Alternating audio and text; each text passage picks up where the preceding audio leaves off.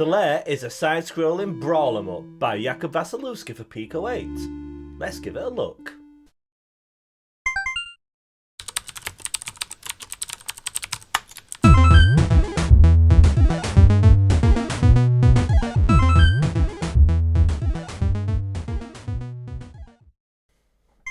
Yes, welcome to Pico Playtime, the video series where I play through some cool Pico 8 games to show to you lovely people. Today's game is called The Lair, and it's by the developer called Krazjeg. No, it's by the developer called Jakub Wasilewski. I'm not even going to attempt to pronounce the developer's Twitter handle. It's by Jakub Wasilewski. Now, let's get it loaded up because this has a lovely title screen, and I always like a nice title screen. Look at that. How atmospheric is that? So yes, this game is the second game of Jakub's that we've looked at on the channel. The first being Low Knight, which was a demake of Hollow Knight. Do you see the pun there? Anyway, go and check out that video. That was a really fun game. Today, though, we're looking at his game, The Lair, which is, I believe, yes, it was the first game that he uploaded to itch. So, going all the way back to 2017, this, but it's been updated a few times. This is the latest version, obviously, and we're going to give it a look. So, this is a...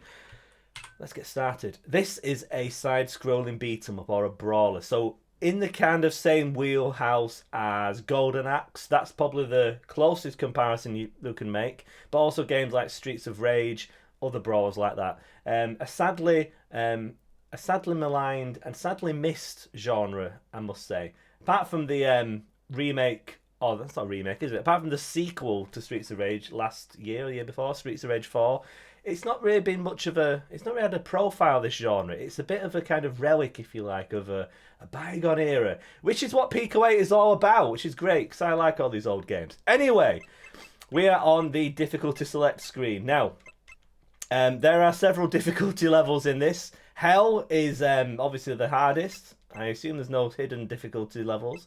We've got Nightmare, Hard, Normal, and Friendly. I'm going to be playing Friendly. Now, one of Jakub's other games is for Pico 8. It's called Dank Tomb. Now, I really want to do a video on Dank Tomb, but I haven't actually managed to complete it yet. So that'll be another one to do a video once I can complete it. These games are hard. But anyway, I like a good challenge, even if I'm not up to it. I'm going to stick to friendly difficulty. Let's get into it then. So, oh, nice. We are going to be treated to some of Gruber's music once again. It's like every game on Pico 8 has Gruber do the music for it lately. I can see why though. Nice tunes. So this is a side-scrolling beat-em-up or a brawler. We have control this knight who kind of resembles the one of the characters from Ultima. Is it the Ultima 6 avatar? It's the avatar from Dungeon Keeper, isn't it? We all know it. I'm sure that's a deliberate reference. I hope it is. Anyway, we are a knight. We can block, that's the blocking animation, and we can attack. Now, we can attack rapidly like so, or we can hold for an attack. The longer we hold, the more powerful the attack. But we move slowly when we are holding the charge move, and we can't block. So we need to be careful with that one. We can also dodge, which is a cool little ability. Nice to have some extra movement options in a beat 'em up like this. I'm trying to think.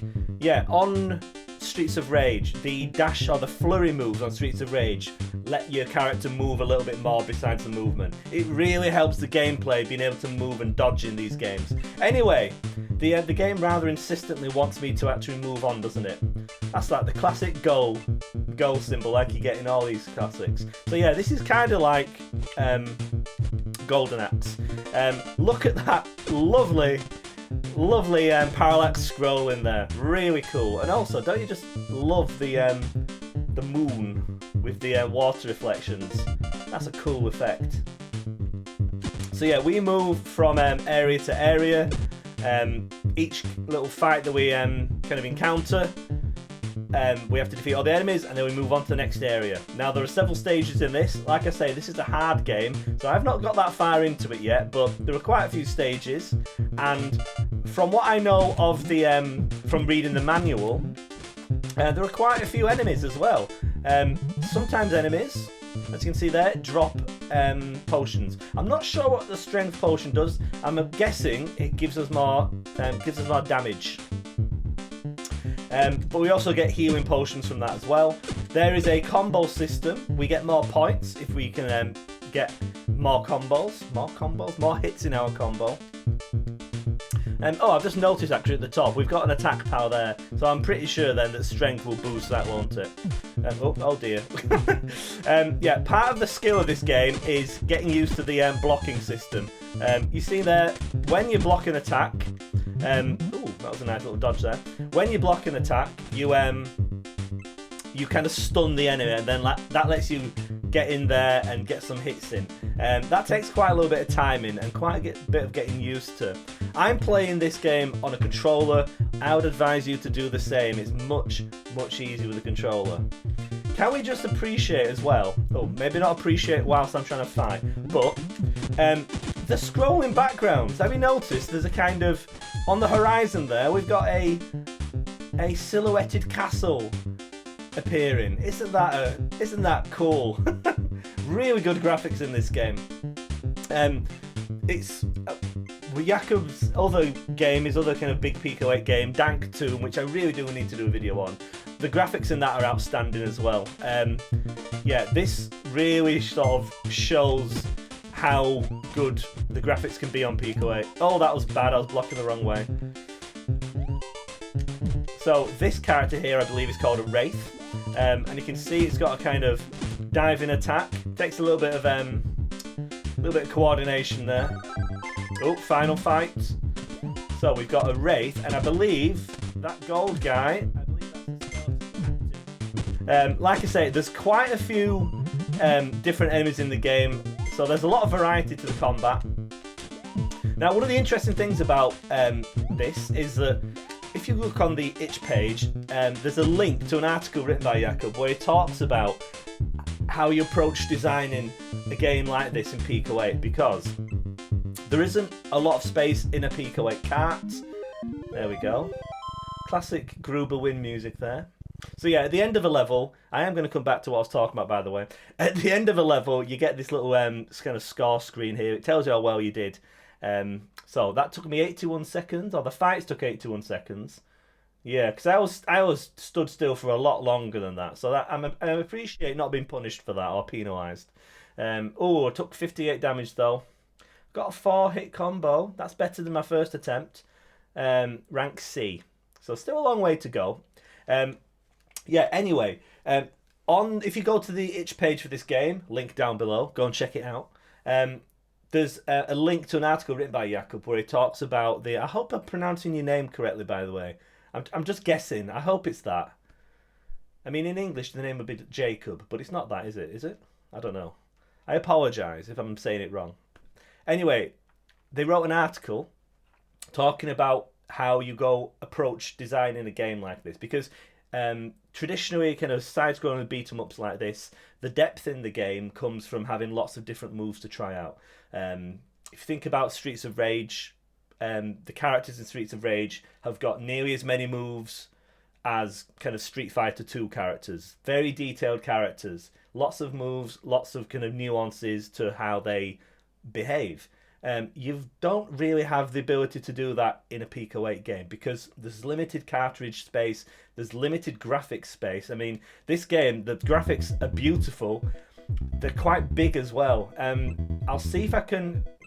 well, if you look into the cartridge on Pico 8, nice music, there's not a lot of space for graphics, so that doesn't... You can't animate many attacks. Anyway, the way that Jakub got around this is by having this charge system. So it's simple to get your head round. It's just a charge move, but the longer you charge, in fact, you can see it at the top actually. It charges up and it does more damage the longer you hold. But you're kind of vulnerable whilst you're doing that. So yeah, if you can get the timing just right, you can probably land enormous haymakers on these enemies. But you can also use it as a kind of in-between move as well. Little subtle gameplay elements that I appreciate. Like have you noticed that if you just do a little charge, you kind of charge forward a little bit. That could be handy, that could be helpful in a fight, couldn't it? We've also got the dash move. We can dash in all 4 directions. Nice. Nice little touches there. Nice crisp movement, which you really need in a game like this if we're going to be dodging and trying not to die, which I'm not very good at, remember. Oh, the scrolling backgrounds. Can we just appreciate? Look at that. Yes, love it. Right, so I am completely failing to block here. Let's try. There we go. So yeah, if you block an enemy, you can see you stun them, and then you can get a couple of hits in. I took far too much damage in that encounter. This doesn't bode well. Remember, this is on the lowest difficulty. It's not an easy game. This you need to be on the ball. Oh, that was bad. I think I might be dying in this. If you die, there are no continues. It's back to the beginning with you. Oh, that helped then. Okay, got a little bit of a combo in there. Yeah, this is a hard game, but like I say, if I can try and show as much of it as possible, that would be great, wouldn't it? Oh, those guys can teleport as well. Far more dangerous than I give them credit for. They teleport behind you. Oh, the AI on these enemies, really good. Each enemy has got its own different attack pattern. That can't have been easy to squeeze into a Pico 8 cartridge. And I like how they've got different kind of different combinations of enemies. Classic brawler gameplay here. You know, we haven't had any new enemies yet on this level, but we're getting these interesting combinations, and it is ramping up. We're starting to see. Oh, we had two. We had one of those as the end boss on the first level. Now we've got two to fight. Yikes. So one thing that takes a little bit of getting used to is when you are blocking, if you take a hit, you stop blocking. So you have to kind of get back on that block button as quickly as you can. Oh, nearly died then. Right, let's...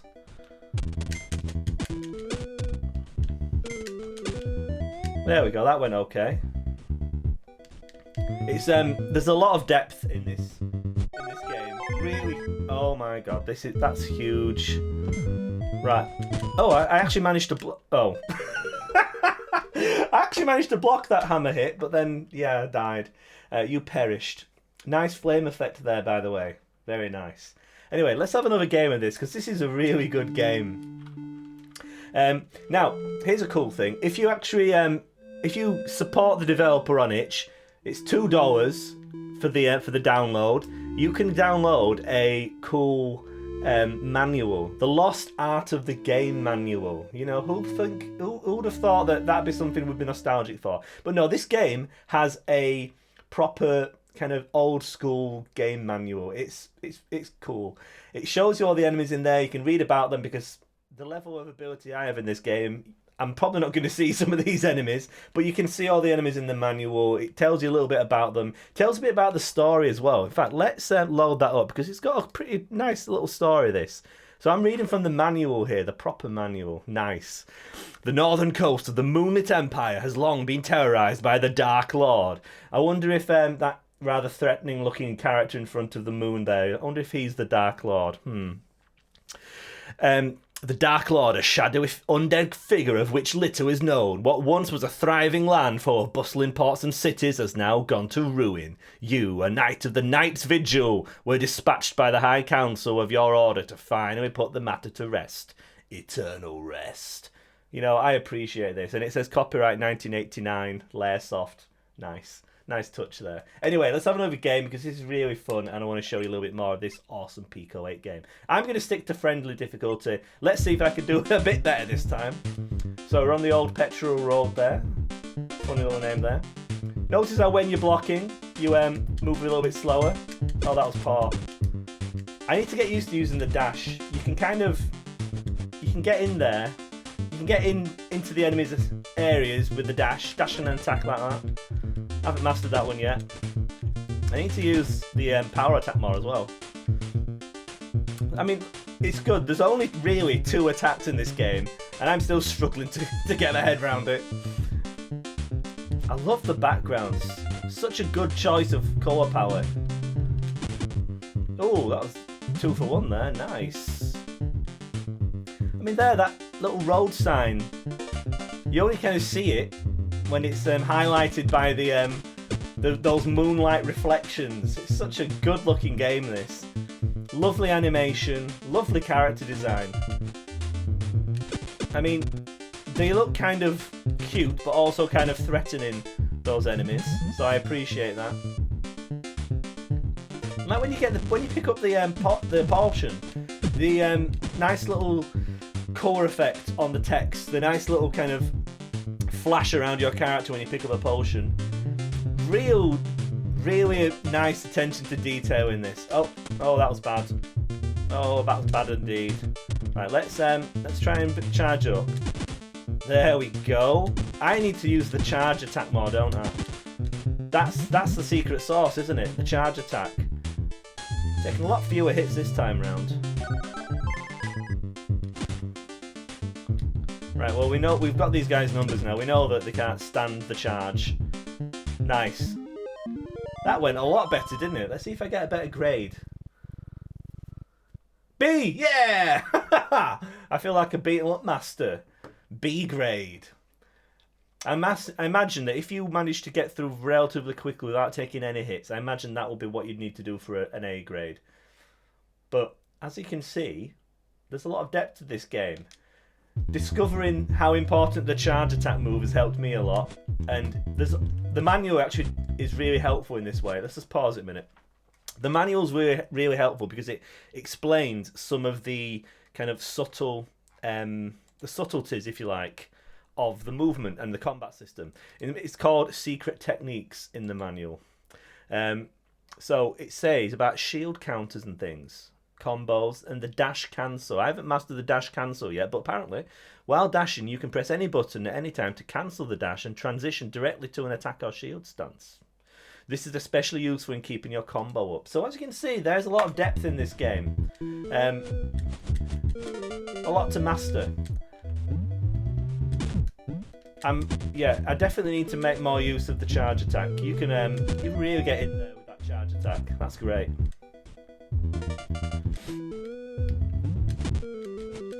The music's nice. The only complaint I have is the charge attack. When you're holding that charge attack, that charge noise is very bassy. I did have to turn my speakers down a little bit for that. It gets a little bit rumbly. Maybe that's just my speaker setup. I don't know. But no, such a polished game. So good. Oh, we got a... Oh, I missed it! Oh, we have to be quick on them potions. I wish you could dash whilst you were blocking, that'd be good. Oh yeah, there you go, there's dash cancelling. Ah, can we just run into enemies to Oh, there's so much depth in this. Right, there we go, got more damage now. Yeah, you can dash cancel then, so you can dash and then do an attack at the same time. Oh, so you have to still not get hit. Ah! Oh, these raves are an absolute nightmare.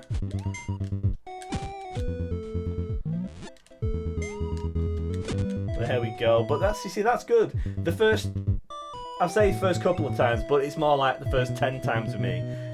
Until you get used to the way that the raves teleport behind you, they can be quite bad, but then you realise, oh, it's going to teleport behind me, I'll just turn around and block. I like that. And these backgrounds, the scrolling background. I'm just repeating myself, but this game, oh, quality. Quality game. You need to play it. Ah, I'll get healed. There we go. These acid guys, what a nightmare. Yeah, that charge attack is just bonkers, isn't it? There's so much you could add to this game, but yeah, it's going to be limited, isn't it? I mean, a 2-player mode of this game would be amazing. I've played... There aren't many 2-player Pico 8 games. Certainly not any that I've played. Oh, there we go. The charge attack did it. There we go. I'm getting better. Oh, I skipped it. Final stage, the Lair. I don't think this is going to take me very long to to die on this. I do not feel prepared for the end boss on this at all. So that character we just defeated, I believe that is a stone man. Human once, but not any longer. I'm telling you, this manual's really cool. So on this level, we may be fighting horrors hailing from an unknown dimension. Sound. Oh dear. Oh dear. This will be far enough. Oh my. Is this? Ooh. Is this the end boss? Surely not. Well, okay, cool. Right, I think we have to get that crystal, right. Okay. Oh, this is a good boss fight, this. I'm glad I got to this stage. So, he's got a shield around him. Generated by that crystal there, isn't it? Try and score some hits. Then he has... Look at this. Got a proper boss fight here. He's got attack cycles and everything. Oh.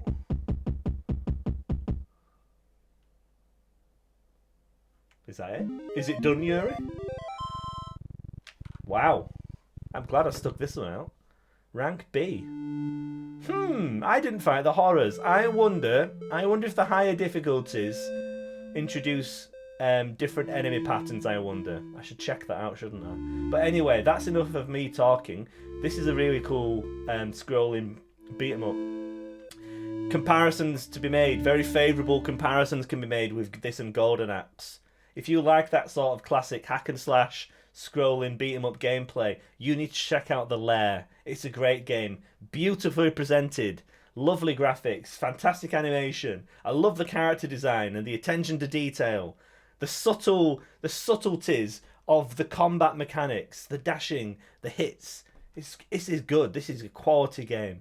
Anyway, that's my endorsement. Now you need to go and check it out. You can play the game on itch. I'm playing it on Splore, but you can play it on itch as well, where you can download it. Support the developer, and you get to check out the cool manual as well. Another thing about the manual is there's a PDF version, but then there's also a bootleg scan version, which is the one I'm looking at, where it looks like a proper scan of a classic manual with coffee stains on the pages and biro notes and things. Did you used to write in the game manuals with a biro? I did. Anyway, great attention to detail, great game. So check out this game on itch or on Splore. Also check out the developer.